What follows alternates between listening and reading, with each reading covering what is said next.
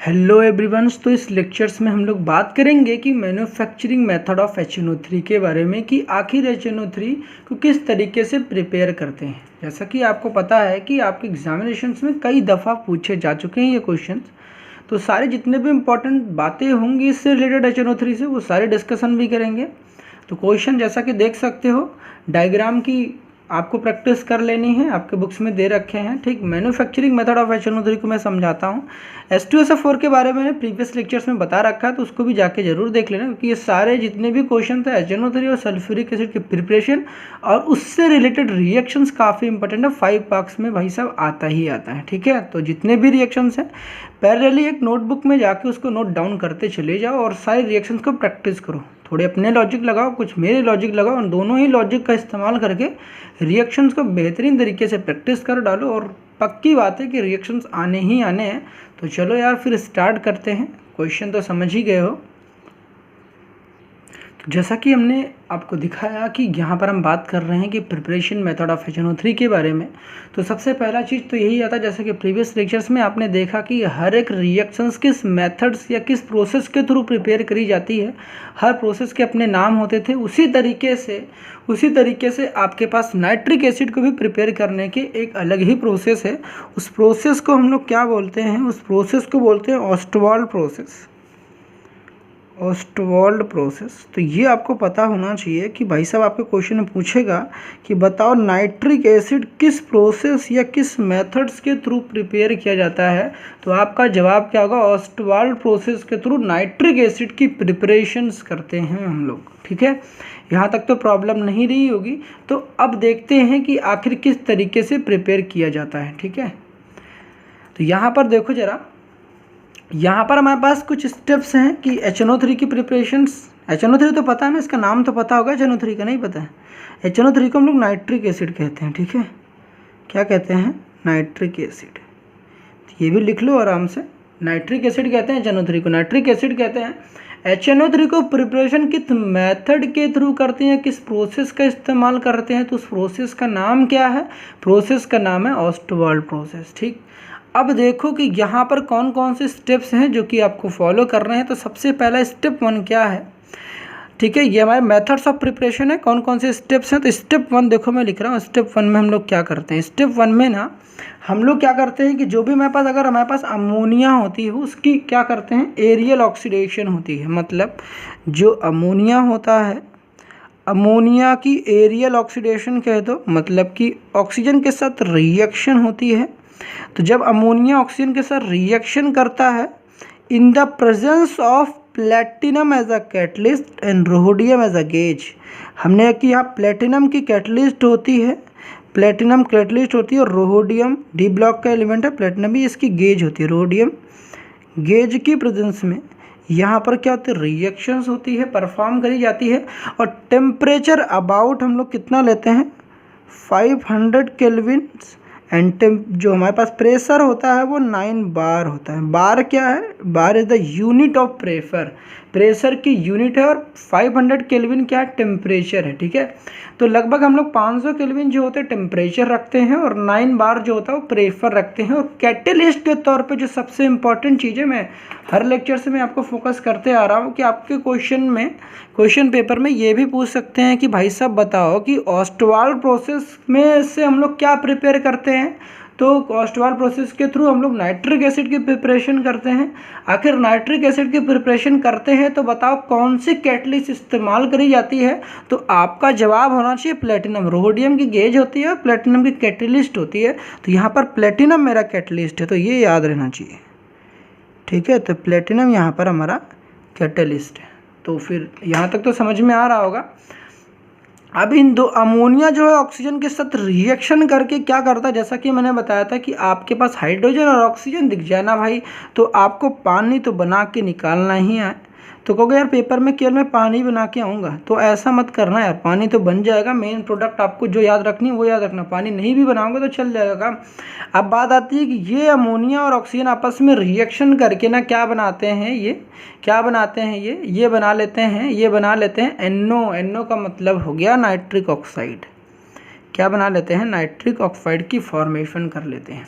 तो मतलब क्या हुआ कि अमोनिया ऑक्सीजन के साथ रिएक्शन करके नाइट्रिक ऑक्साइड की फॉर्मेशन करता है। ये नाइट्रिक ऑक्साइड है, क्या है, नाइट्रिक ऑक्साइड। कोई दिक्कत तो नहीं रही होगी यहाँ पर। क्या होता है यहाँ पर, अमोनिया जो है ऑक्सीजन के साथ रिएक्शन करके नाइट्रिक ऑक्साइड की फॉर्मेशन करते। ये पॉइंट ही आपको दिमाग में रखना, यही प्रैक्टिस करनी है, ठीक है। तो ऐसे दिमाग में रखना, अमोनिया ऑक्सीजन के साथ रिएक्शन करके नो बनाता है। क्या बनाता है, नो का मतलब हो गया नाइट्रिक ऑक्साइड, ठीक है, ऐसे दिमाग में रखना, ठीक। तो ये नाइट्रिक ऑक्साइड हो गया। बाकी बैलेंसिंग देखो मैं नहीं करा रहा, बैलेंसिंग अभी लास्ट में मैं आपको बता दूंगा। पहले रिएक्शन में जो आपको कायदे में प्रैक्टिस करके जानी है, रिएक्शंस यही है, क्योंकि रिएक्शन नहीं लिख के आओगे फिर नंबर तो नहीं मिलने। बैलेंसिंग अपनी जगह पर है, पहले रिएक्शन इंपॉर्टेंट है। जिनको लगता है मैं बैलेंसिंग कर लूँगा वो तो भाई साहब करना, पहले रिएक्शन लिख के आना मेन इंपॉर्टेंट है। स्टेप 1 हमारे पास ये होता है कि अमोनिया जो होता है, ये अमोनिया तो पता होगा ना, ये अमोनिया है। अमोनिया का क्या होता है, अमोनिया का ऑक्सीडेशन होता है। ऑक्सीडेशन क्यों कह रहे हैं, क्योंकि अमोनिया में आपको पता होना चाहिए कि अमोनिया में नाइट्रोजन का जो ऑक्सीडेशन स्टेट होता है वो -3 होता है, -3 होता है। और यहाँ पर नाइट्रिक ऑक्साइड में ऑक्सीजन का -2 और नाइट्रोजन का +2 होता है, ठीक है। कितना होता है, +2 होता है। तो यहाँ पर जो नाइट्रोजन है -3 से किस में चला गया है, +2 में। तो -3 से +2 में गया है, तो देख सकते हो चार्ज इंक्रीज हुआ है। तो हम इसलिए कहते हैं कि यहाँ पर पहले स्टेप में अमोनिया का ऑक्सीडेशन हुआ है। किसने ऑक्सीडेशन किया है, तो ऑक्सीजन ने किया। किसके प्रेजेंस में किया है, तो इन the presence of catalyst platinum की प्रेजेंस में। टेम्परेचर हम लोगों ने काफ़ी अच्छा खासा रख रखा, 500 केल्विन टेम्परेचर और 9 बार प्रेशर है। यहाँ तक तो समझ में आई होगी। लिख कर प्रैक्टिस करोगे तभी जाकर प्रैक्टिस होंगी, ठीक है। तो ये क्या हुआ, NO बन गया। ये जो NO बनता है, जैसा कि मैंने प्रीवियस लेक्चर्स में बताया था कि आपको वहाँ पर क्या था, सल्फ्यूरिक एसिड जब बना रहे थे तो वहाँ पर भी देखो ऑक्सीजन एक्सेस में लिया था। उसी तरीके से यहाँ भी जो ऑक्सीजन होता है ये काफ़ी ज़्यादा मात्रा में होता है। तो यहाँ पर भी जो NO बनता है इसकी फिर से ऑक्सीजन के साथ रिएक्शन होती है। तो ये दूसरी स्टेप होगी, जो ये NO बनता है ये फिर से ऑक्सीजन के साथ रिएक्शन करता है। क्या करता है, फिर से ऑक्सीजन के साथ रिएक्शन करता है। क्या होता है, देखो मैंने प्रीवियस लेक्चर्स में बताया था कि यहाँ पर NO जो है ऑक्सीजन के साथ रिएक्शन करके ये O2 जो है ना, यहाँ पर 2 ऑक्सीजन है, केवल 1 ऑक्सीजन रिएक्शन करता है। तो यहाँ पर आप क्या कहोगे, ये जो NO है और O2 है, इसमें से केवल 2 ऑक्सीजन में केवल 1 रिएक्शन करेगा, हाफ करेगा। तो यहाँ पर हमारे पास ये NO और ये O क्या बना लेता है, ये NO2 बना लेते हैं। क्या बना लेते हैं, NO2 बन जाता है, ठीक है। बाकी ये क्या होगा कि यार आपके दिमाग में आ रहा होगा यार चीज़ें बैलेंस नहीं, यहाँ पर तो यार 3 ऑक्सीजन है, यहाँ पर 2 ऑक्सीजन, वो भी बैलेंस हो जाएगी, आपको उसकी चिंता नहीं लेनी है। यहाँ पर NO ऑक्सीजन के साथ रिएक्शन करके NO2 बना लेनी है। मेन रिएक्शन ये है, बैलेंसिंग के थ्रू सब चीज़ हो जाएगी। मगर वो अगर आप प्रैक्टिस कर लेते हो, याद कर लेते हो, दैट्स गुड। मगर आपको अभी तक यही प्रैक्टिस करनी इस तरीके से, क्योंकि हर किसी इंसान की कैपेसिटी एक जैसी नहीं होती। बैलेंसिंग लास्ट मोमेंट पर आपको बैलेंसिंग की फिक्र नहीं करनी है। बैलेंसिंग के कोई एक्स्ट्रा मार्क्स ऐसा नहीं कि आपको कुछ अलग मिल जाएगा, ठीक है। तो पहले तो रिएक्शन प्रिपेयर करो, बैलेंसिंग को साइड में रखो, ठीक। अब बात आती है कि स्टेप 3 क्या होता है। ये जो NO2 बनता है, ये NO2 मेरे पास ये एक ब्राउन कलर की एक गैस होती है। क्या होती है, ब्राउन कलर की गैस होती है, ठीक है। तो इसको लिख लो, ब्राउन कलर की क्या होती है मेरे पास, ये गैस होती है। ये नाइट्रोजन डाइऑक्साइड है, ये नाइट्रिक ऑक्साइड है। नाइट्रिक एसिड नहीं है भाई साहब, ये नाइट्रिक ऑक्साइड है, ठीक। भूलना मत, ये नाइट्रिक ऑक्साइड है, ठीक। ये NO2 हो गया, ब्राउन कलर की गैस है। अब यहाँ पर आती है थर्ड स्टेप हमारे पास क्या था, जो ये NO2 बनता है, जो ये NO2 बनता है, इस NO2 की हम लोग क्या कराते हैं, हाइड्रोलिसिस कराते हैं। मतलब कि इस NO2 की हम लोग पानी के साथ रिएक्शन कराते हैं। जैसा कि आप अगर ध्यान से ऑब्जर्व करोगे, प्रीवियस वाले कॉन्सेप्ट को भी मैं इसको रिलेट कराता हूँ आपको। NO2 की हाइड्रोलिसिस कराते हो तो मेरे पास क्या होता है, हमारे पास बन जाता है HNO3। क्या बन जाता है, HNO3, ठीक है। यहाँ पर हर एक स्टेप में देखो कुछ लॉजिक्स नहीं लगा पाओगे, डायरेक्टली अटैच नहीं हो रही है। यहाँ पर देखो अगर एक ऑक्सीजन इसको दे देते हो तो NO3 तो बन जाता है, मगर यहाँ H2 हो जाते हैं, मगर आपको एक ही H लिखना है, HNO3। बैलेंसिंग के थ्रू सब चीज़ हो जाएगी। NO2 जो है H2O के थ्रू रिएक्शन करेगा, HNO3 बनाएगा। अलॉन्ग विद दैट हमारे पास क्या होता है, नाइट्रिक ऑक्साइड की फॉर्मेशन होती है, जो कि काफ़ी इंपॉर्टेंट है। नाइट्रिक ऑक्साइड हमें फिर से मिल जाता है। फिर से क्या होता है, ये जो नाइट्रिक ऑक्साइड होता है इसकी फर्दर रिसाइकलिंग कर जाती है। अगेन क्या होता है, इसको रिसाइकिल कर लेते हैं हम लोग, फिर से इसकी ऑक्सीजन के साथ रिएक्शन कराते हैं और फिर हम NO2 बना लेते हैं, फिर इसकी हाइड्रोलिसिस कराते हैं, फिर HNO3 बन जाता है। तो इससे हमारा ये फ़ायदा होता है कि NO हमारे पास बार बार बनता है और इसकी फर्दर हम लोग रिसाइकलिंग करा के फिर से नाइट्रिक एसिड की प्रिपरेशन कर लेते हैं। तो ये आपको दिमाग में रखना है। ये हमारे पास स्टेप 3 था। तो ये हमारे पास पूरी स्टेप डन हो चुकी है। नाइट्रिक एसिड की प्रिपरेशन भी हमारे पास हो गई है। तो ये था हमारे पास नाइट्रिक एसिड, ठीक है। ये हमारे पास नाइट्रिक एसिड जिसकी हम लोग प्रिपरेशन मेथड देख रहे थे। आपने भी देख लिया होगा कि नाइट्रिक एसिड की प्रिपरेशन क्या थी। अगर आपको बैलेंसिंग देखनी है कि इनकी बैलेंसिंग क्या करनी है, तो बैलेंसिंग को मैं दिखा देता हूँ। ऐसे देखो, मुझे प्रैक्टिस है, चीज़ें आपको नहीं है, कोई दिक्कत वाली बात नहीं। मैं बार बार कह रहा हूँ कि रिएक्शंस की बैलेंसिंग से ज़्यादा इम्पॉर्टेंट है रिएक्शन को याद रखना, ठीक है। रिएक्शन को याद रखना है। जब रिएक्शन ही नहीं याद होंगे तो यार बैलेंसिंग करने से कोई फ़ायदा ही नहीं होगा। जब रिएक्शन ही नहीं कर पाओगे, पहले आपको क्या काम करना, पहली प्रेफरेंस आपको होनी चाहिए रिएक्शन को लर्न करने पर, ठीक है, कैसे प्रैक्टिस करनी है। तो जैसा कि हम लोग ने प्रीवियस वाले जो कॉन्सेप्ट था उसमें क्या पढ़ा था, मैं अभी आपको जस्ट वेट अ मिनट में आपको दिखाता हूँ कि मैंने प्रीवियस चीज़ों को इससे रिलेट कराता हूँ, तो आपको ज़्यादा समझ में आएगा। देखो, प्रीवियस कॉन्सेप्ट के थ्रू मैं आपको क्या रिलेट कराना चाहता हूँ कि देखो, यहाँ पर आपने सल्फ़र की ऑक्सीजन के साथ रिएक्शन कराई थी, SO2 बनाया था। उसी तरीके से यहाँ पर भी देखो हम लोग क्या करते हैं कि देखो हमारे पास जो था पहले स्टेप में, देखो ऑक्सीजन की रिएक्शन कराई थी। यहाँ पर भी देखो पहले स्टेप में ऑक्सीजन के साथ रिएक्शन करा था, क्योंकि हमने नाइट्रिक ऑक्साइड पहले बनाया था। यहाँ सल्फ़र की ऑक्सीजन के साथ रिएक्शन होकर SO2 बना था। हम लोगों ने देखो SO2 ऑक्सीजन जो था वो एक्सेस में था, ज़्यादा था। तो हुआ क्या था कि जो SO2 बना था उसकी फर्दर ऑक्सीजन के साथ रिएक्शन हुई थी। सेम काम आपको यहाँ भी करना है कि जो भी आपके पास NO बना उसकी फर्दर ऑक्सीजन के साथ रिएक्शन हुई, NO2 एक ब्राउन कलर की गैस बनती है, ब्राउन कलर की गैस बनती है, ठीक, ये बन गया। हमने कि देखो यहाँ भी ऐसा था कि SO2 ने ऑक्सीजन के साथ रिएक्शन करा था, तो ऐसा नहीं था कि यहाँ पर SO2 और ये ऑक्सीजन SO4 बन गया था, नहीं, ऐसा नहीं था। यहाँ पर ऑक्सीजन देखो 2 थे, मगर 2 ऑक्सीजन में केवल एक ही आप जाके इसके साथ अटैच्ड होता है, तो SO3 बनता है। तो वही काम यहाँ भी हुआ है, NO और O2 रिएक्शन करके। ऐसा नहीं कि NO3 आपको बना देना, नहीं, यहाँ पर 2 ऑक्सीजन में से केवल एक ऑक्सीजन ले जाकर अटैच कर देना, तो NO2 बन जाएगा, ठीक है, समझ रहे हो। जैसे प्रीवियस देखा था आपने इस लेक्चर्स में, वही सेम कॉन्सेप्ट यहाँ पर इंप्लीमेंट करनी है। लास्ट स्टेप में देखो, ये तो एक अलग ही स्टेप था, यहाँ पर हम लोग एसिड के साथ रिएक्शन नहीं कराए थे। यहाँ पर क्या था कि लास्ट स्टेप, यहाँ भी हमारे पास हाइड्रोलिसिस था। लास्ट स्टेप देखो, सल्फ्यूरिक एसिड के प्रिपरेशन में हाइड्रोलिसिस था, मतलब वाटर के साथ रिएक्शन था। और यहाँ पर भी लास्ट स्टेप हमारा क्या है, वाटर के साथ रिएक्शन है, ठीक है। और लास्ट स्टेप में वाटर के साथ रिएक्शन करने से बना क्या, मेरा जो मुझे बनाना था, आखिर क्वेश्चन में क्या दे रखा था, नाइट्रिक एसिड। तो नाइट्रिक एसिड ही बनाना था, तो नाइट्रिक एसिड बना दिया। और यहाँ पर मुझे सल्फ्यूरिक एसिड बनाना था, तो सल्फ्यूरिक एसिड बना दिया था हमने। तो समझ में आई होगी कुछ हद तक। बाकी आपको प्रैक्टिस कर लेनी है इसकी। अब देखते हैं कि ये तो हम लोग ने देखा, बात करते हैं इनकी बैलेंसिंग की। तो बैलेंसिंग भी आपको बता देता हूँ। तो यहाँ पर बैलेंसिंग की बात करोगे ना भाई, तो यहाँ पर मैं बताता हूँ आपको बैलेंसिंग के बारे में भी। तो यहाँ पर देखो, अमोनिया की ऑक्सीजन के साथ रिएक्शन तो हो जाती है। तो यहाँ पर आपको ना केवल ऐसे, अगर जिसको याद करना तो कर लेना, 45 होता है। यहाँ पर 45, यहाँ पर 45 कर लोगे और इधर 46 कर लोगे, 46 कर लेना, ठीक है। होगा क्या इससे, अब देख लेना पहले स्टेप में सारे रिएक्शन, लेफ्ट हैंड साइड जितने भी एटम होंगे, राइट हैंड साइड भी उतने ही एटम सारे होंगे, उसको आप देख लेना बैलेंसिंग के थ्रू, ठीक। अब इसके बाद आती है कि यहाँ पर देखो NO2 ऑक्सीजन के साथ रिएक्शन करके NO2 बना लेता है। तो यहाँ पर हम लोग क्या करते हैं, यहाँ पर ऑक्सीजन 2 है तो यहाँ पर 2 से मल्टीप्लाई कर देते हैं। उसके थ्रू क्या होगा, यहाँ पर ऑक्सीजन देखो मेरे पास 2 और यहाँ 2 4 हो गए, तो यहाँ भी 2 से मल्टीप्लाई कर दो, सब बैलेंस हो गई, NO2 हो गया, 2 NO2 हो गया। अब उसके बाद आती है यहाँ पर हम लोग 3 NO2 ले लेंगे। यहाँ पर देखो HNO2 में, यहाँ NO2 + H2, यहाँ पर देखो 3 ऑक्सीजन है, O2 और यहाँ पर 1 ऑक्सीजन यहाँ पर है, तो 3 ऑक्सीजन है। यहाँ 3 से मल्टीप्लाई कर दिया। उसके बाद यहाँ पर HNO3 जो इसको 2 से मल्टीप्लाई कर दिया। पूरी रिएक्शन हर तरीके से बैलेंस हो गई है। फिर से मैं कह रहा हूँ, बैलेंसिंग पे ज़्यादा फोकस नहीं करने। जिसको लगता है बैलेंसिंग में प्रैक्टिस कर ले जाऊँगा, वो अपना प्रैक्टिस करके जाएंगे और बाकी लोग केवल रिएक्शंस को लिखेंगे, ठीक है। जो मैंने बैलेंसिंग पहले नहीं लिखी थी वो करना है, ठीक।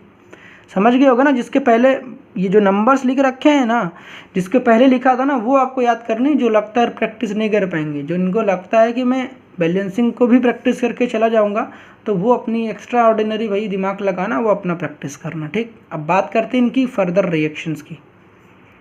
तो यहाँ पर मैन्युफैक्चरिंग मेथड हम लोगों ने पढ़ लिया। बात करते हैं, देखते हैं कि आखिर ये कार्बन के साथ किस तरीके से रिएक्शन करता है, आयोडीन के साथ भी किस तरीके से रिएक्शन करता है, अब इसके बारे में बात करते हैं। ठीक है जी। तो यहाँ पर देखते हैं कि हमारे पास किस तरीके से आखिर ये रिएक्शन को परफॉर्म करता है नॉन मेटल के साथ। तो यहाँ पर देखो कुछ चीज़ें देखते हैं हम लोग, तो पीछे देख लेते हैं। ठीक, यहाँ पर reaction of HNO3 with non metal के साथ देखेंगे, विथ नॉन मेटल। अब नॉन मेटल में भी आपको स्पेशली कौन सी देखनी है जो कि आपके एग्जामिनेशन पॉइंट ऑफ व्यू से इम्पोर्टेंट और आपके कोर्स में है। तो नॉन मेटल में भी आपके पास कौन कौन सी है, आयोडीन है, ठीक है, सल्फर है। सल्फर को जैसा कि आपको पता है ऑक्टाटॉमिक के फॉर्म में रहना एग्जिस्ट पसंद करता है। सल्फर आप क्या लोगे एस, मगर आप धीरे धीरे जैसे कि आपको पता होगा सल्फर जो है ऑक्टाटॉमिक फॉर्म में एग्जिस्ट करना पसंद करता है। तो एसेट सल्फर, आप सल्फर भी एस भी लिख सकते हो। ठीक है, तो यहाँ पर आयोडीन हो गया, सल्फर हो गया। उसके बाद आता है कार्बन, देन आता है हमारे पास फॉस्फोरस। ठीक, फॉस्फोरस को P4 से रिप्रेजेंट करते हैं। तो हमने कि ये होगा reaction of HNO3 with non metal के साथ। नॉन मेटल में भी कौन कौन सा रहेगा, आयोडीन रहेगा, सल्फर रहेगा, कार्बन रहेगा और फॉस्फोरस रहेगा। इसमें इसको याद कैसे करना है, इसको भी याद करना, दिमाग में आपको रखना है कि भाई साहब मैंने कौन कौन सी पढ़ी थी। तो इश्क में क्या करना है, इश्क पागल है, इश्क पागल है, इश्क पागल है। यहाँ पर इश्क ऐसे याद करोगे, ISC का मतलब है इश्क पागल है। ठीक है, तो इसको याद कर लेना। आयोडीन है, सल्फर है, कार्बन और फॉस्फोरस है। इनके साथ हम देखते हैं रिएक्शन को। पहले रिएक्शन देखेंगे, तो पहले रिएक्शन को देखना स्टार्ट करते हैं। उसके पहले मैं आपको एक बात बता दूं कि यहाँ पर जो आयोडीन है, मैंने प्रीवियस लेक्चर्स में आपको बताया था कि आपको डिफरेंट पैरेंटिक एसिड पता होना चाहिए। इसके पहले कॉन्सेप्ट को देखो जरा। मैंने बताया था कि आपके पास देखो ये डिफरेंट, हमारे पास ऑक्सो एसिड ऑफ क्लोरीन थे। क्लोरीन का ऑक्सो एसिड कौन कौन से थे, HClO था, हाइपोक्लोरस एसिड HClO2 था, क्लोरस एसिड HClO3 था, क्लोरिक एसिड और HClO4 परक्लोरिक एसिड था। बताया था कि पहले HClO, HClO2, HClO3, HClO4 एक एक ऑक्सीजन इंक्रीज करते चले जाना है, एक एक ऑक्सीजन को इंक्रीज करते चले जाना है। पहले देखो एक ऑक्सीजन था, फिर 2 हुआ, फिर 3 हुआ, फिर 4 हो गया। ठीक है, तो आपको इस तरीके से दिमाग में रखनी है सारे रिएक्शन, मतलब कि जो भी मेरे पास ऑक्सो एसिड थे। अब बात आती है कि यहाँ पर मैंने बताया था कि जो भी आपने ऑक्सो एसिड को प्रैक्टिस किए, इसमें जो सेंट्रल एटम था जो हमारे पास क्लोरीन होता है, जिसकी ऑक्सो एसिड थी।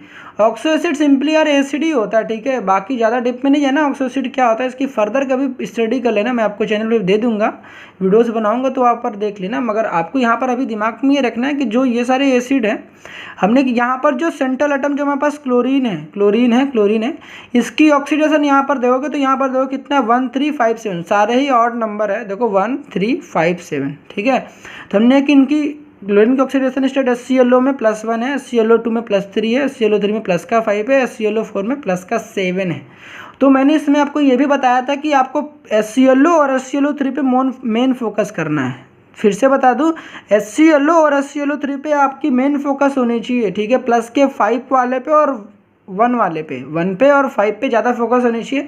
बाकी आप याद करते हो नहीं याद करते हो वो एक अलग बात है, मगर ये दोनों रिएक्शन, ये दोनों एसिड तो अलग से लिख कर रख लेना कि यही इंपॉर्टेंट। ठीक है, सिमिलर तरीके से आपके पास ब्रोमीन की ऑक्सो एसिड होती है, कुछ भी नहीं बदला है, कुछ भी नहीं बदला है।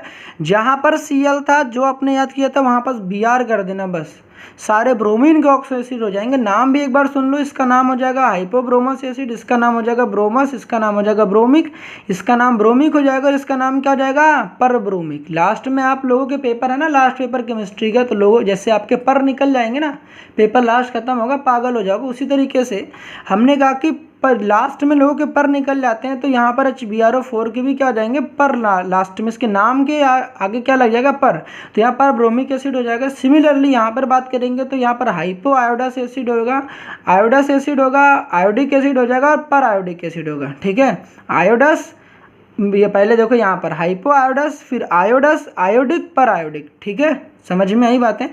अब यहाँ पर एक इम्पॉर्टेंट बात सुनो जरा, क्लोरीन जो है सारे ऑक्सीडेशन स्टेट की क्या बनाता है, ऑक्सो एसिड की फॉर्मेशन करता है। मतलब कि जितने भी 1, 3, 5, 7 ये जो हमारे पास 4 पॉसिबल ऑक्सीडेशन स्टेट है, इनके चारों के चारों ऑक्सीडेशन स्टेट की ऑक्सो एसिड की फॉर्मेशन करता है।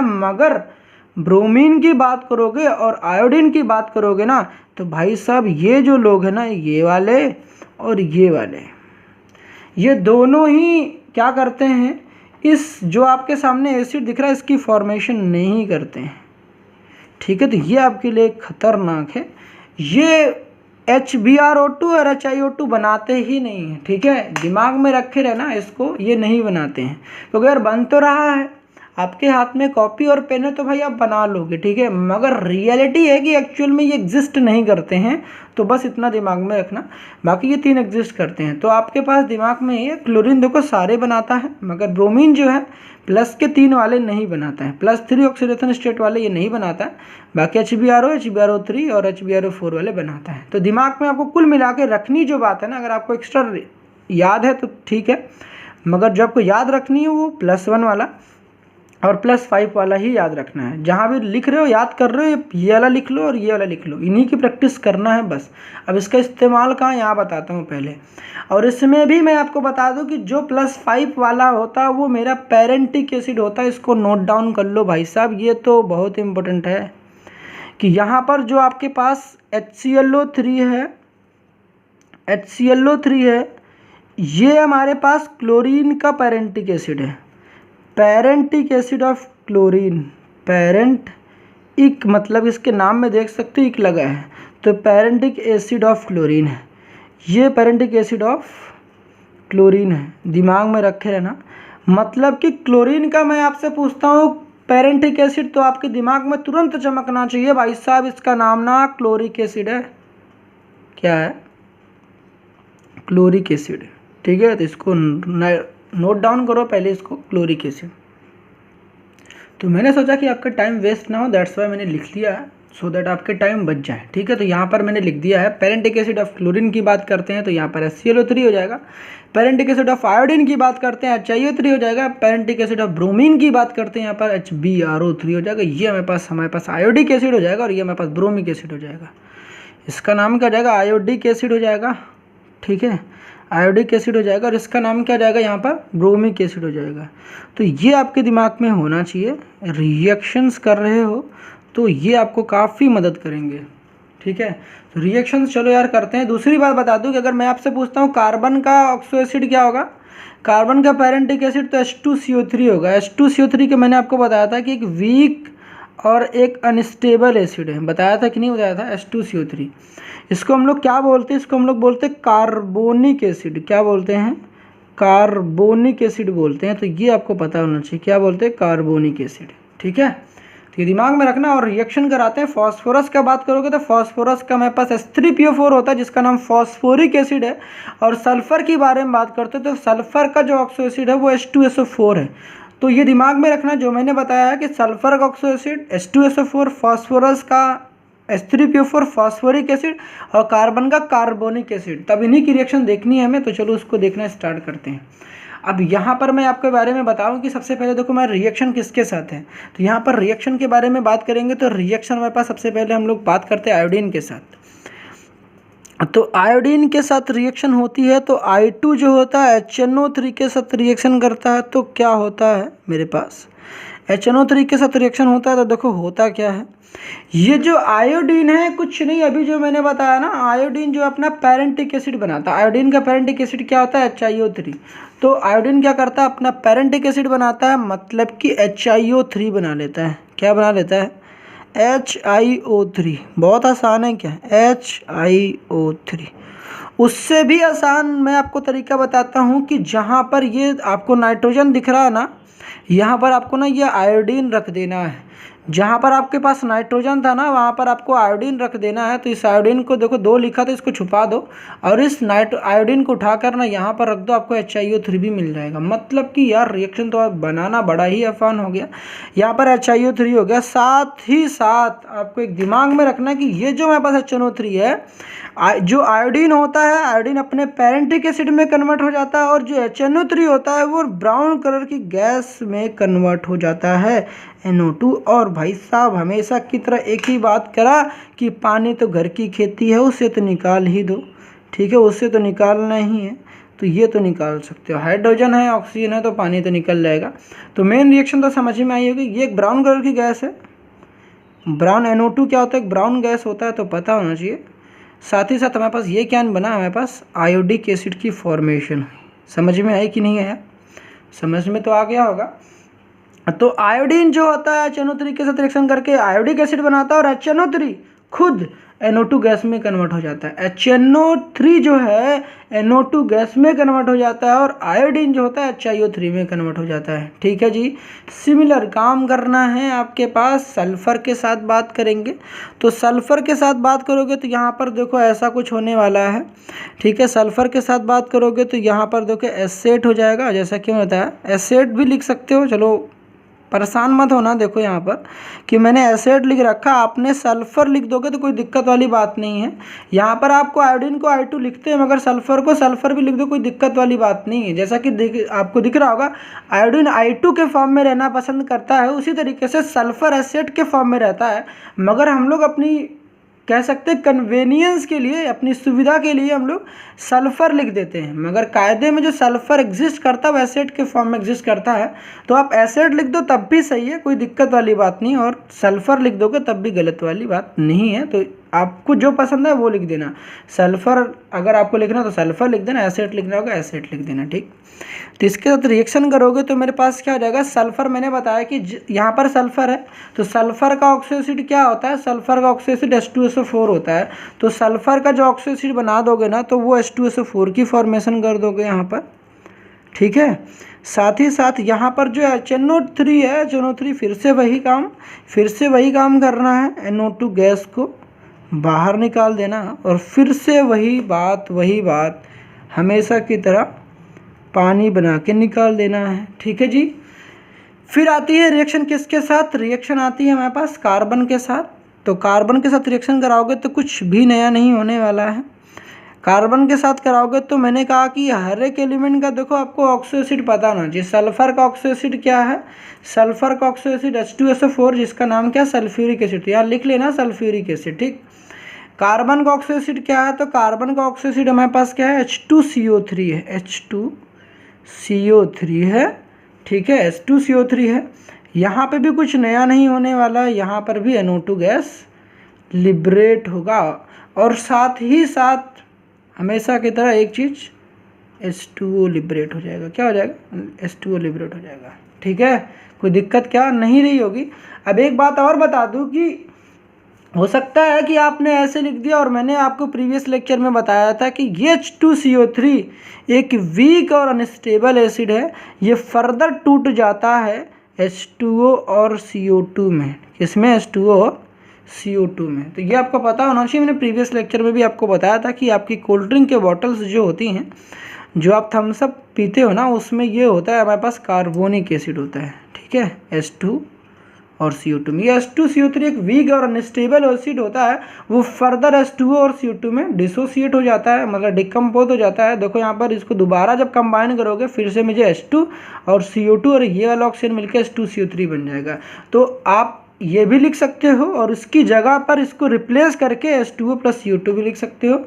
ये वाला H2O और ये वाला H2 2H2 हो जाएगा। खैर बैलेंसिंग की बात नहीं करते हैं। तो ये थी पूरी ओवरऑल रिएक्शन, मतलब कि आयोडीन, सल्फर, कार्बन। अच्छा, एक बचा हुआ है हमारे पास फॉस्फोरस की, तो फॉस्फोरस की भी देख लेते हैं। कर लोगे जाओगे यार, अभी तो मैंने बताया ना, फॉस्फोरस P4 के फॉर्म में रहना पसंद करता है, तो उसी तरीके से आप P भी लिख सकते हो, P4 भी। कायदे की सही एकदम तरीका क्या है, P4 लिखना। ठीक है, बाकी चॉइस आपकी है, आप किस में कंफर्टेबल हो। कायदे में जो लिखने वाली सही तरीका है वो P4 है। ठीक है, HNO3 इसके साथ रिएक्शन कराओगे तो यहाँ पर मैं आपको बता दूं कि फॉस्फोरस के साथ जब रिएक्शन कराओगे तो फॉस्फोरस का मैंने बताया कि फॉस्फोरस का ऑक्सो एसिड क्या होता है, H3PO4।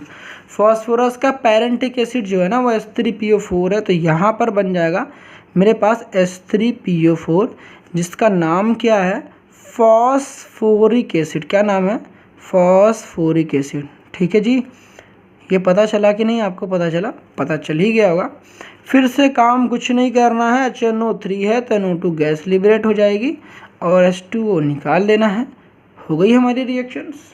याद करने वाली बात आपको क्या पता चला याद करने वाली बात क्या पता चली आपको कि आपको ये प्रैक्टिस करनी कि आयोडीन का जो पेरेंटिक एसिड है HiO3 है, सल्फर का H2SO4 है, और कार्बन का कार्बोनिक एसिड, और फॉस्फोरस का फॉस्फोरिक एसिड। तो ये थी ओवरऑल रिएक्शन HNO3 की हमारे पास 4 जो हमारे पास ये नॉन मेटल थे उनके साथ। तो अब बात करते हैं HNO3 किस तरीके से मेटल के साथ रिएक्शन करता है। इन रिएक्शन को नोट डाउन कर लो, बढ़ते हैं अपने मेटल्स वाले पार्ट की तरफ। तो अब देखते हैं हम लोग यहाँ पर reaction of nitric acid with metal. यहाँ पर मेटल के साथ भी जो स्पेशली आपके एग्जामिनेशन पॉइंट ऑफ व्यू से इंपॉर्टेंट है वो कॉपर और जिंक है। मतलब मेटल में जो हम लोग रिएक्शन कराएंगे वो कॉपर और जिंक के साथ स्पेशली आपके पेपर में ज़्यादा देखने के लिए मिलेंगे। ठीक है, तो ये 2 रिएक्शन सभी देखते हैं। अब दूसरी यहाँ पर एक बात बता दूँ कि ये जो HNO3 होता है ये आपको पता होगा कि इसकी 2 तरीके कंसनट्रेशन हो सकती है हमारे पास HNO3 की। एक तो ये हो सकता है हमारे पास ये जो HNO3 हमारे पास डाइल्यूट होगा, एक तो हमारे पास हो सकता है ये डाइल्यूट हो, और दूसरा हो सकता है ये कंसनट्रेटेड हो। कंसनट्रेटेड हो, अगर कंसनट्रेटेड रहेगा तो क्या करोगे? ठीक है, कंसनट्रेटेड रहेगा तब क्या करोगे? हिंदी में इसको बोलते हैं तनु, ठीक है, और इसको बोलते हैं सांद्र। ठीक है, क्या बोलते हैं? सांद्र। हमने कहा कि अगर हमारे पास ये जो HNO3 होगा डाइल्यूट होगा तो कैसी रिएक्शंस होगी, और कंसनट्रेटेड होगा तो कैसी रिएक्शन होगी। यही सबसे इंपॉर्टेंट है कि डाइल्यूट और कंसनट्रेटेड बदलते ही, मतलब कि HNO3 की कंसनट्रेशन को चेंज करते ही आपकी रिएक्शंस डिफरेंट हो जाती हैं। इस वजह से आपको प्रैक्टिस करनी पड़ेगी। ठीक है, खैर मैं आपको बताता हूँ, कुछ टेक्निक्स भी दूंगा ऐसे इसको कैसे किस तरीके से प्रैक्टिस करी जाए। तो reaction of HNO3 with metal के साथ देखना स्टार्ट करते हैं। सबसे पहले बात सुन लो कि यहाँ पर HNO3 के बारे में तो जानते हो, ठीक। तो अब देखो रिएक्शंस को देखने से पहले मैं आपको बता दूं कि ये आपको 3 जो नेम्स है ना, आपको भी आपने पीछे भी देखे कई बार कि आपके पास NO दिखा, बिल्कुल दिखा आपके पास। उसी तरीके से ये हमारे पास क्या दिखा कि N2O दिखा, क्या बिल्कुल दिखा आपके पास, N2O भी दिखा। क्या आपके पास NO2 दिखा? हाँ भाई साहब, ये भी तो दिखा आपको कि नहीं दिखा? बने हैं रिएक्शन देखना, स्टार्टिंग से जितने भी वीडियोस बना रखे ना आपको खूब दिखे होंगे, ये NO2 भी दिखे होंगे और NO भी दिखे होंगे। अब बारी आती है कि इनके नेम्स क्या होते हैं। इनके नेम्स क्या होते हैं? ये जो NO है, इस NO को हम लोग क्या बोलते हैं? Nitric oxide. क्या बोलते हैं? Nitric oxide. ध्यान रखना, अभी नाम काम आएगा ये, ठीक है, बोलते जाओ। इसको NO क्या बोलते हैं? Nitric oxide. बोलोगे नहीं ना, प्रैक्टिस नहीं होगी, केवल देखने से काम तो बिल्कुल नहीं बनने वाला है। ठीक है, लिखो और प्रैक्टिस करो। देखो उसमें मैं क्या बता रहा हूँ, नाम भी देखते जाओ और बोलते जाओ। N2O होता है, N2O जो होता है नाइट्रस ऑक्साइड होता है। क्या होता है? Nitrous oxide. ठीक है, नाइट्रस ऑक्साइड होता है। सिमिलरली जो NO2 होता है तो जानते ही यार क्या होता है, बताओ? Nitrogen dioxide. मगर उससे ज़्यादा इंपॉर्टेंट है, इसको हम लोग ब्राउन गैस के हो। ठीक है, इसको दिमाग में रखना, ब्राउन कलर की गैस है।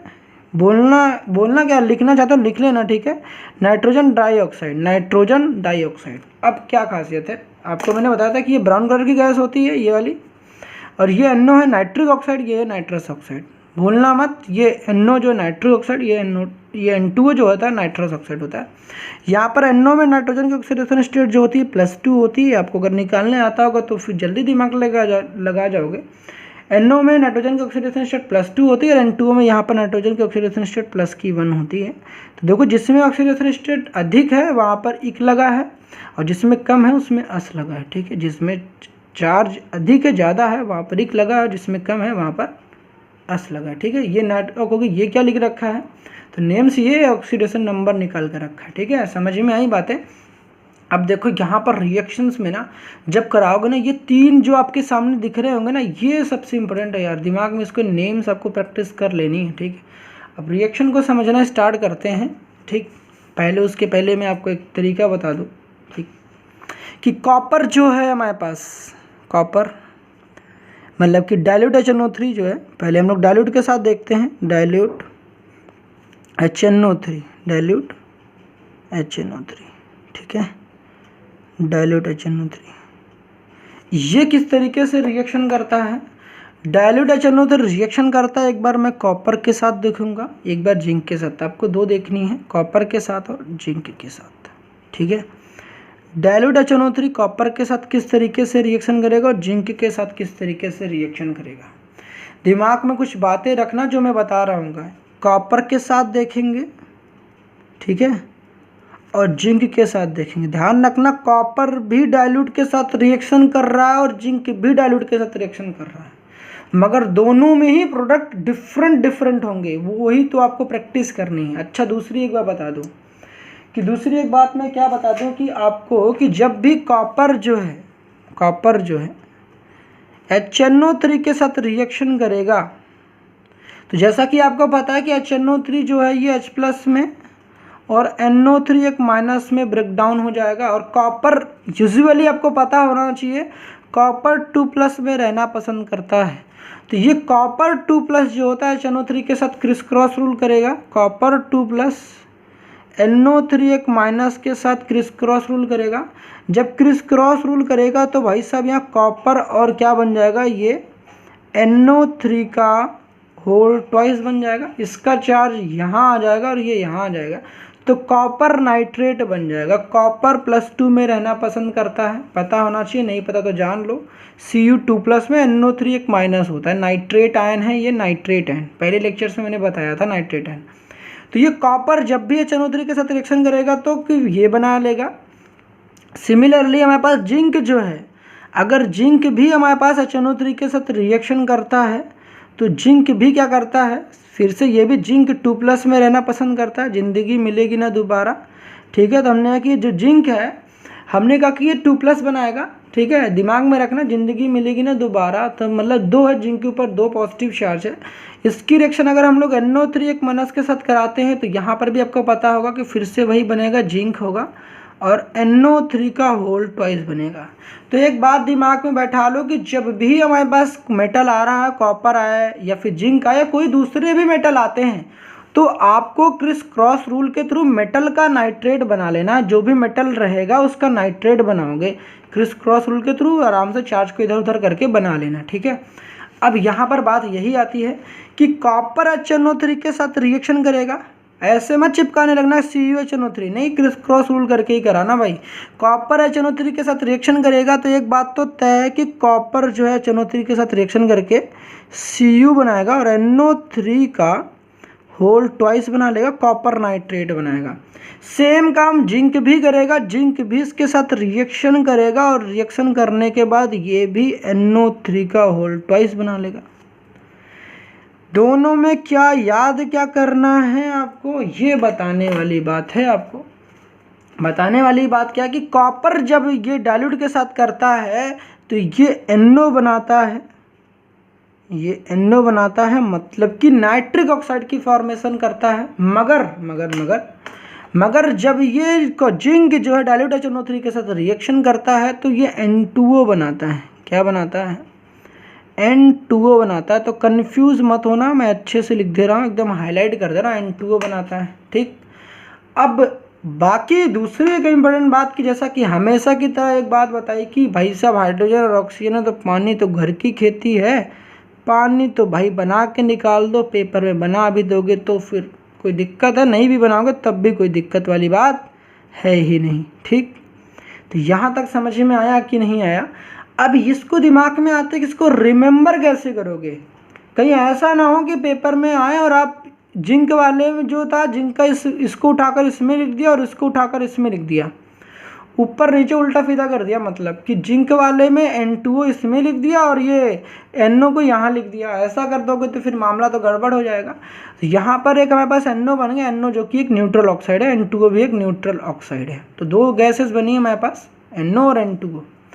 अब बात आती है कि याद कैसे करना, तो वो दिमाग में रखना ये, ठीक है। दिमाग में क्या रखना, इसका नाम क्या है पहले देखो, नाम में ही प्रैक्टिस है कि कैसे नहीं दिमाग में रहोगे तो फिर बाकी आप कुछ भी अपना दिमाग लगा सकते हो जैसे आपको प्रैक्टिस हो। मैंने अपना तरीका बता रहा हूँ।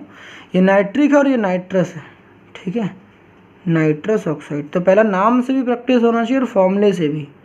नाम नहीं याद होंगे तो फिर फॉर्मूले भी क्या याद होंगे, ठीक है। जैसे आपकी प्रैक्टिस है, तो मैंने क्या बताया आपको, ये याद रखना है कि जैसे आपकी कोई दीदी होंगी या दी होंगी, दीदी को शॉर्ट में कुछ लोग दी बोलते हैं ना, दी, तो आपको ये दिमाग में रखना है कि क्यों दी नई ट्रिक आ गई। क्या मैंने क्या बोला, क्यों दी नई ट्रिक, नई ट्रिक बोलते हैं ना ऐसे, नई ट्रिक, तो ये वाली है।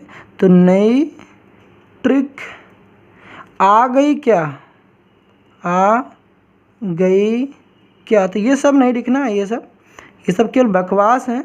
बस वो शब्द को फ्रेम करने के लिए, वर्ड्स को फ्रेम करने के लिए मैंने बना रखा है, क्यों दी नई ट्रिक आ गई क्या। मतलब कि कॉपर जब डाइल्यूट के साथ करेगा तो नाइट्रिक ऑक्साइड बनाएगा। ध्यान रहे, नाइट्रिक ऑक्साइड, नाइट्रिक एसिड नहीं, नाइट्रिक ऑक्साइड। आ गई क्या, तो ये सब तो बकवास है कि सेंटेंस की फ्रेम। मतलब कि कॉपर डाइल्यूट के साथ रिएक्शन करके नाइट्रिक ऑक्साइड की फॉर्मेशन करता है। ठीक, ये दिमाग में रखे रहना। ठीक है, जितनी बार बोलोगे ना उतनी प्रैक्टिस होगी।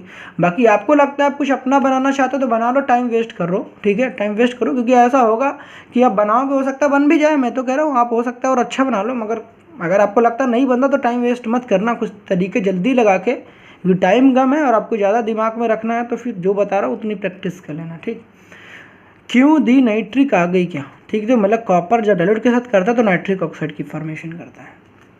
फिर दूसरी बात आती है, जेडन को मैं जिंदगी बोलता हूँ। मैं क्या बोलता हूँ, जेडन को मैं जिंदगी बोलता हूँ। जेडन को मतलब जिंक को मैं जिंदगी को से रिप्लेस करता हूँ। मतलब जिंक को, जेडन को मैं जिंदगी से रिप्लेस करके याद करता हूँ।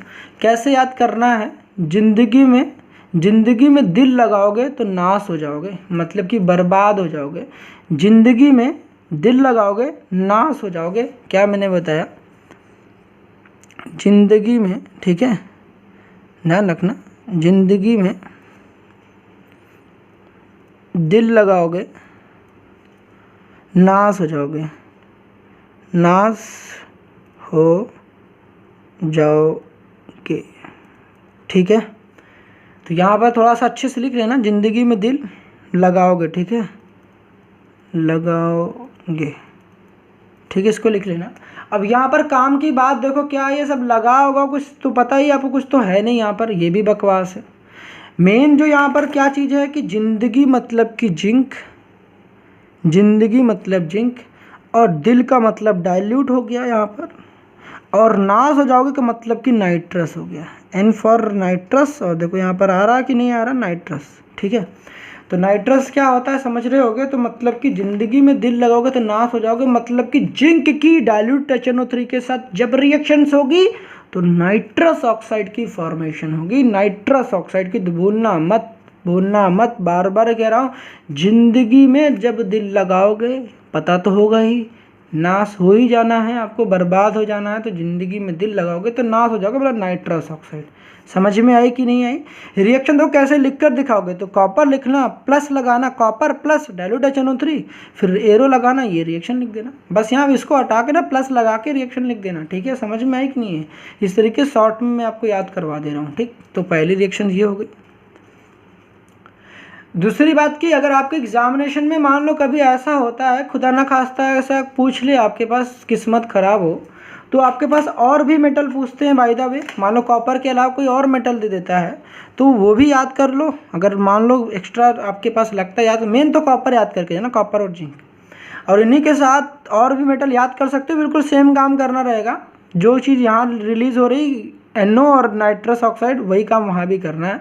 और मेटल कैसे याद करोगे, क्यों क्या बोलोगे, क्यों आज, क्यों जैसे CU को बोलो, क्यों आज PUBG, मतलब PUBG होगी। जैसे नहीं बोलते हो क्यों भाई आज PUBG होगी कि नहीं होगी, तो यही बोलना है, क्यों आज PUBG होगी। मतलब कि Ag का मतलब सिल्वर, और Pb का मतलब लेड, और Hg का मतलब मरकरी। ये तीनों एलिमेंट भी जो आपके सामने लिखे हैं, ये तीनों एलिमेंट भी सेम तरीके से रिएक्शन को परफॉर्म करते हैं। ठीक है, मगर आपको अगर आता है तो ये दिमाग में रखे रहना। ठीक है, कुछ नहीं करना, जो काम यहाँ कराया क्रिस क्रॉस रूल कराना और नाइट्रेट बना लेना, NO गैस रिलीज कर देना, H2O की फॉर्मेशन कर देना। और यहाँ पर क्या करोगे, यहाँ पर Fe रहेगा, जिंक और Fe। ठीक है, ये दिमाग में रखना। बाकी मेन जो मैं आपको कह रहा हूँ वो रिएक्शन ये कॉपर और जिंक के साथ रखनी। ये तो चांसेस बहुत रेयर है कि पूछे जाएंगे, मगर आपको ये तो प्रैक्टिस होनी चाहिए कॉपर और जिंक के साथ। ठीक है, इसमें भी याद कर सकते हो, जैसे यहाँ पर जिंदगी में फिर दिल लगाओगे। जैसे ना जिंदगी में दिल तो एक बार लगाए थे, जिंदगी में एक बार दिल लगाए, धोखा मिला, फिर ज़िंदगी में करो फिर दिल लगाओगे तो नाश हो जाओगे। पहले एक बार लगाया तो ज़्यादा दिक्कत नहीं हुई, आपने संभाल लिया अपने आप को। दूसरी बार दिल लगाओगे तो नुकसान हो जाएगा ज़्यादा। तो वही कह रहे हो, ज़िंदगी में फिर दिल लगाओगे, ज़िंदगी में फिर दिल लगाओगे तो नाश हो जाओगे। तो यहाँ पर ज़िंदगी में यहाँ पर ना रिप्लेस कर सकते हो, ज़िंदगी में फिर दिल लगाओगे तो नाश हो जाओगे। देखो यहाँ पर जिंक भी आ जाएगा और Fe भी आ जाएगा, और जब डाइल्यूट के साथ कराओगे तो नाइट्रस ऑक्साइड की फॉर्मेशन हो जाएगी। दिमाग लगाना जहाँ भी बैठे हो और याद करने की कोशिश करना, ठीक। और 1 से 2 बार लिख कर प्रैक्टिस करोगे ना भाई, तभी जाकर आपकी प्रैक्टिस अच्छी खासी होगी, ठीक। अब बात करते हैं HNO3 के साथ रिएक्शन, वो भी कंसंट्रेटेड होगा तो, ठीक है। क्या बात कर रहा हूँ, अगर कंसंट्रेटेड होगा कॉन्क HNO3 होगा तो किस तरीके से रिएक्शंस होगी, ये हमारे पास लास्ट हमारे पास रिएक्शन आती है। कॉन्क HNO3 के साथ रिएक्शन किस तरीके से होगी, तो कॉन्क के साथ देखोगे ना, तो कॉन्क के साथ देखो मैं बताता हूँ आपको। कॉन्क के साथ करोगे तो आपके पास देखो क्या होगा, थोड़ा सा एरो ऐसा बन गया, चलो कोई बात नहीं। कॉन्क के साथ जब कराओगे तो कॉन्क के साथ फिर से वही कॉन्क तो और याद करना आसान है भाई, कॉपर फिर जिंक फिर से, ठीक है। कॉपर के साथ रिएक्शन और जिंक के साथ। अच्छा मैं आपसे कहूँ कि आपको पढ़ाई के लिए मैं बार बार अगर आपके घर वाले कहते हैं पढ़ाई पर कंसंट्रेट करो, आपकी दिक्कत होती है कि नहीं होती है? पढ़ने का मन नहीं करता ना, मोबाइल पर उंगलियां खिसकाने के बड़े मन करते होंगे, दोस्तों के साथ घूमने का मन करता होगा। मतलब कि जब आपको कोई पढ़ाई पर कंसंट्रेट करने के लिए कह रहा होता तो आपकी बर रही होती है। बरना समझते हो ना, लोकल लैंग्वेज इस्तेमाल करते हो कि भाई साहब जब आपसे कोई कहता है पढ़ाई करने के लिए, आपकी बर रही होती है, बरती है ना, कंसंट्रेट करने के लिए। मतलब कि जब आपको कोई पढ़ाई पर कंसंट्रेट करने के लिए कहता है तो आपकी बरने लगती है। मतलब कि समझ ही रहे हो, आप तो इतने समझदार हो। तो हमने कहा कि अब होगा क्या कि कॉपर जब कंसंट्रेटेड HNO3 के साथ रिएक्शन करेगा तो बर का मतलब वही था, ब्राउन कलर की गैस। तो दोनों में ही यही काम करना, इसीलिए तो कंसंट्रेटेड तो याद करना ज़्यादा आसान है। तो कॉपर की कंसंट्रेटेड HNO3 के साथ रिएक्शन होगी तब भी NO2 गैस की फॉर्मेशन होगी, जिंक के साथ भी रिएक्शन कराओगे तब भी NO2 गैस की फॉर्मेशन होने वाली है। ये तो भाई मज़े वाली बात हो गई यार, रिएक्शन भी याद हो गई। मतलब कि जब लोग कंसंट्रेट करने के लिए कहते हैं यार, ये तो बात सही है कि बरने लगती है, दग जाती है कि नहीं दग जाती है, बताओ प्रॉब्लम होती है ना आपको। तो वही काम करना है यहाँ पर, सिमिलर कुछ भी नहीं करना है। कॉपर की HNO3 के साथ कराओगे तो कॉपर नाइट्रेट बनाना है, ये आपको फिर से यहाँ पर Cu लिखना है, NO3 लिखना है और होल ट्वाइस लगा देना है। जिंक में भी यही काम करना, जिंक लिखना है, NO3 लिखना है और ट्वाइस लगा देना है। और रही बात आपकी घर की खेती की, तो घर की भाई खेती पानी है तो पानी तो निकाल देना है। मैं तो पानी हो गई भाई साहब, वाह वाह। गाना सुना के नहीं सुना? अच्छा सुन तो रखे होगे यार, मुझसे पहले ही आपने सुन लिए होंगे, ठीक है। तो ये तो चलो ठीक है, समझ में आया कि नहीं आया। तो ये देखो मेरे पास ब्राउन कलर की गैस थी, NO2 क्या था मेरे पास, ब्राउन कलर की गैस। तो इसी वजह से मैं बार बार कह रहा था कि जब लोग आपसे कंसंट्रेट करने के लिए कहते हैं तब तक आपकी बढ़ जाती है। तो जब लोग आपके साथ कंसंट्रेट करने के लिए कहते हैं तब तक आपकी दग जाती है। समझ में आया कि नहीं आया? तो समझ में आया तो यार रिएक्शन तो आसान थी ना, समझ में आ रहा है मेरा कहने का मतलब। पेपर में अगर रिएक्शन तो कैसे लिखोगे, एक बार लिख के बता दूं क्या? बताना है क्या लिख कर? हैं देखो एक रिएक्शन और बनती है, ये तो रिएक्शन लिख लोगे ना पेपर में आएगा, बस यहाँ प्लस लगा देना, copper plus HNO3 conc HNO3 gives, arrow लगा के copper nitrate NO2 gas plus H2, ये दिखा देना, ठीक। समझ रहे होगे किस तरीके से दिखाना है, मैंने इस तरीके से समझा रखे हैं, आप उस तरीके से दिखा देना।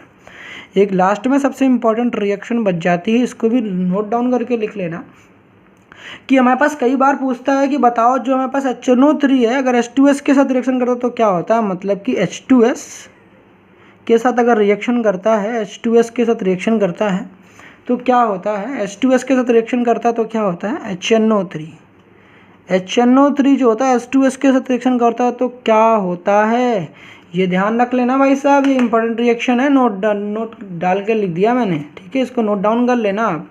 तो H2S के साथ रिएक्शन करता है HNO3, तो ना यहाँ भी कुछ भी नया नहीं है, यहाँ भी आपको NO2 गैस बना देनी है। पानी जैसा कि आपको पता है हमेशा की तरह पानी तो भाई निकाल देना, इसको बैलेंसिंग दिखा देता हूँ, ठीक। 2H2O और यहाँ पर 2NO2 और साथ में सल्फर की फॉर्मेशन होती है, ठीक है। कोलॉइडल सल्फर हमारे पास होता है, ये बन जाता है। तो यहाँ पर देखो कुछ भी नया नहीं हो रहा है, यहाँ पर आपको बस इतना दिमाग में रखना है कि ये जो H2S में जो सल्फर है ना, ये सल्फर बन जाता है और NO2 gas HNO3 NO2 gas बन जाती है और H2O, ये थोड़ी सी आपको प्रैक्टिस करनी पड़ जाएगी। बाकी तो मैंने आपको तरीके बताए, उसकी प्रैक्टिस जरूर कर लेना। आई होप आपको बताई गई रिएक्शंस और तरीके समझ में आए होंगे, कोई दिक्कत तो नहीं होगी। ये H2S जो होता है रोटन एग लाइक स्मेल होती है, सड़े हुए अंडे जैसी इसकी स्मेल होती है, rotten egg like smell. Rotten का मतलब होता है सड़ा हुआ, रोटन एग लाइक स्मेल होती है। ठीक समझ में आया कि नहीं है? तो ये दिमाग में रखे रहना भाई साहब, ठीक है। आई होप इस लेक्चर में बताई गई तमाम बातें समझ में आई होगी। मैं आपको दिखा देता हूँ, आपको जो भी नोट डाउन करना आप नोट डाउन कर लो, ठीक है। ये रिएक्शंस जो है इंपॉर्टेंट थी, इसको नोट डाउन जरूर कर लेना। जैसा कि मैंने अभी आपको दिखाया था कि आपके एग्जामिनेशंस में ये रिएक्शंस पूछी गई हैं, देख सकते हो यहाँ पर, ठीक है। कार्बन के साथ पूछी गई है, HNO3 की कार्बन के साथ, H2S के साथ, आयोडीन के साथ। तो ये सारी रिएक्शन तो मैंने करा दी हैं। अब बात आती है केवल एक चीज़ बचा हुआ है, वो आपके पास 18th ग्रुप है, जो कि नेक्स्ट लेक्चर में मैं करा दूंगा। तब तक के लिए आपको जितनी भी रिएक्शंस बता रखी है, इसको ऑन दी एंड प्रैक्टिस करनी है, और लिख लिख कर प्रैक्टिस करोगे तब जाकर कुछ होने वाला है। मिलते हैं नेक्स्ट लेक्चर में, तब तक के लिए ऑल द बेस्ट। और हाँ, आपको अगर ये लगता है कि ये जो लेक्चर्स हैं आपको किसी फ्रेंड की हेल्प कर सकता है, तो आप डेफिनेटली उनको शेयर यार ज़रूर कर देना, ठीक है। और लाइक करके वीडियो को आप ज़रूर बता देना कि आपको वीडियो पसंद आ रहे हैं या नहीं आ रहे हैं। ठीक समझ में आ गई होंगी बातें, तो मिलते हैं नेक्स्ट लेक्चर में फिर से। Bye bye.